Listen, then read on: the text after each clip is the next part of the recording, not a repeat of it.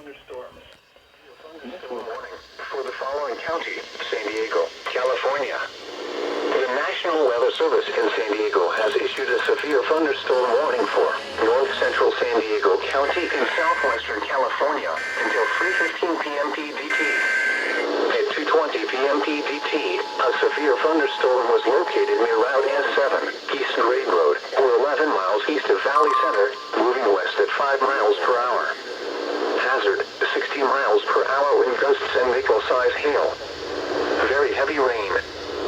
Source, radar indicated.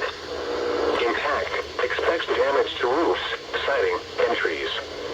Locations impacted include Julian, Valley Center, Warner Springs, Palomar Mountain, Highway 79 between Oak Grove and Aguanga, Highway 79 between Warner Springs and Oak Grove, Highway 79 between Santa Ysabel and Warner Springs, Lake Henshaw, Palomar Mountain State Park and S7, East Grade Road. Repeating, a severe thunderstorm warning has been issued until 3:15 p.m. PDT for the following county: San Diego, California.